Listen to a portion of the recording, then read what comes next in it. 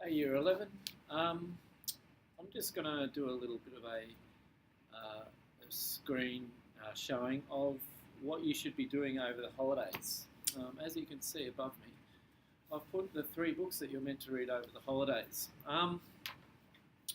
As a Year 11, Year 12 teacher, I can't stress how important it is for you guys to get off on the right track, and that starts right now. And in fact, going into the holiday period, you're going to be presented with a number of texts that you really have to take seriously and do all the reading that's necessary. So just a few things.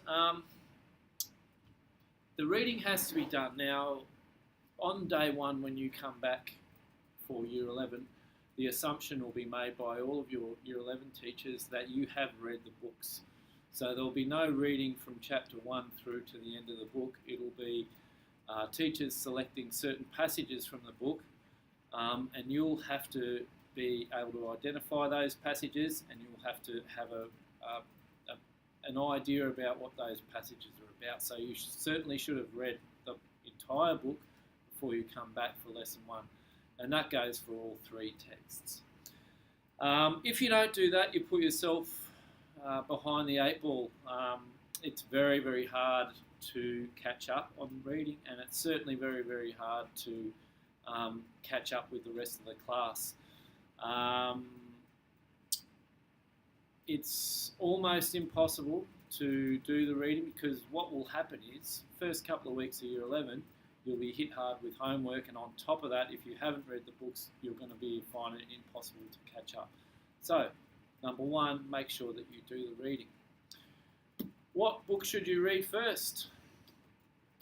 Considering that we are doing Town first, I would probably leave this one until a couple of weeks up to the start. So I would start with one of these,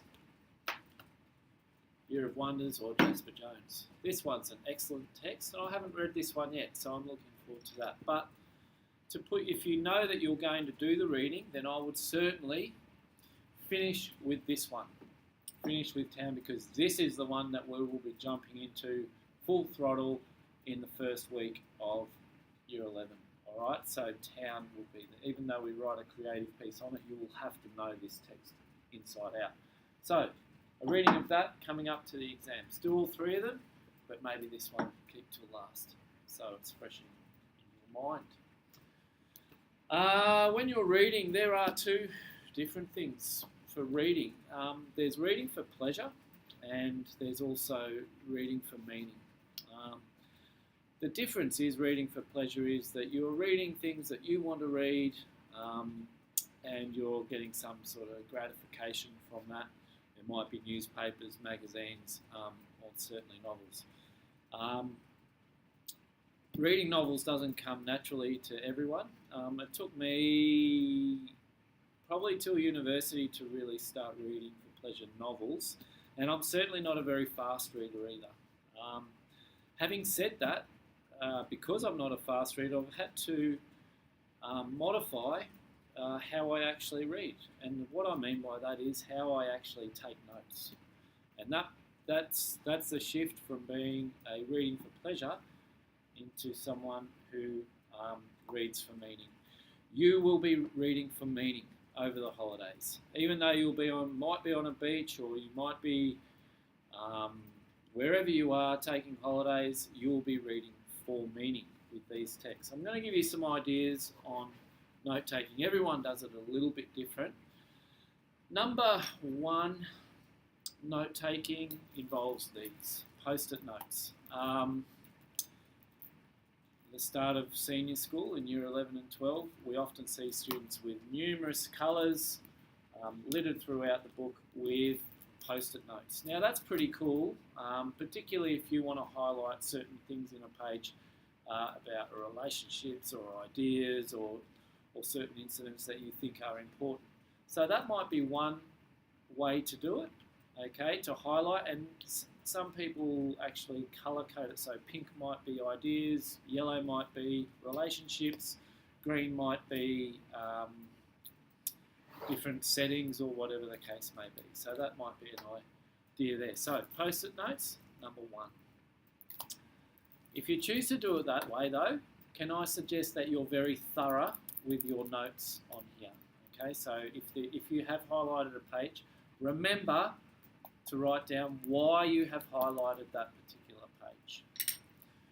Okay, the second one is the way I take notes. So I usually, when I'm reading a book, I'm not always sitting at a desk like this. I might be on a couch, I might be lying down somewhere, but I'll always have a pad of paper. Now, why do I have a pad of paper? I usually have a pad of paper so I can write down. This is one from Jasper Jones. So I usually have a piece of paper. It's usually pretty scrappy. I know it's just for me, and I write down a page, a short quote, and an idea that it links with. And I might have, usually by the end of a book, I've got a stack of paper like this with notes all the way through it. Okay, so I've got page 380 to 389, Jack and Charlie build a friendship. I push, and then there's a quote, I push him in the chest, blah, blah, blah. Okay, so there's some ideas there. Of course, when it comes to actually studying for your essays and your text responses, I'm not going to use all of that. But what I will do is I'll go through the notes and I'll start circling things that I think are important and that I think that I can use. All right, so pad of paper, a pen next to it, fantastic. The only thing is that, over the holidays I'll probably be going to the beach.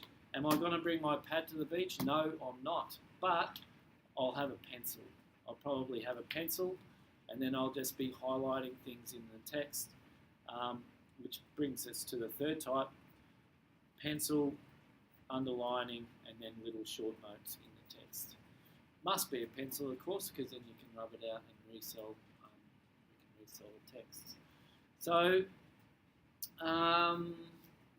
so I would strongly suggest the pad option. I know that laptops and iPads are really popular as well at the moment, but I just think that in my mind they can be a little bit of a distraction, and it's easy to think, I'm just going to do this over here. So, book, pad, and I think that is the best way to do notes. If you don't want to do that, do the post-it notes or make some notes through the book. But I think if you're making notes throughout the book, that really limits you quite a bit, because you're not really sure about where it is. Okay, whereas your notes, you know the page number, you know the idea, and you have the quote. Certainly, as far as when we are actually teaching, this is the way I always set up my classes, by going through these and finding out what little sections we're going to study. So, when you come back next year, make sure you've read all the books. Your teachers will assume that you've read it cover to cover, and you'll have a good understanding of it. One other thing I'd like to just bring up is, if you've probably got friends in the year group doing the same subject, doing the same books. The ones who did really well in Year 12 and Year 11 last year, or this year, were the ones who actually had groups to study with. So there was 3 or 4 of them. They said, okay, we're going to read up to chapter 4. Make sure you've all done chapter 4. Let's meet up on Thursday, have some lunch, and then let's have a chat about what you thought about the first 4 chapters. Okay, now, if you're really serious about doing well in English, then you'll start thinking about doing these sorts of things with like-minded people who also want to do well. So small studies groups, they don't have to be formal. You can just talk about the text because you're enjoying it. If you don't enjoy it, you can share that as well. But certainly it's a great idea to start sharing ideas about characters and key concepts that come up. So, I wish you all the luck over the holidays. Have a great time. Relax, but remember, make sure do your reading. See ya.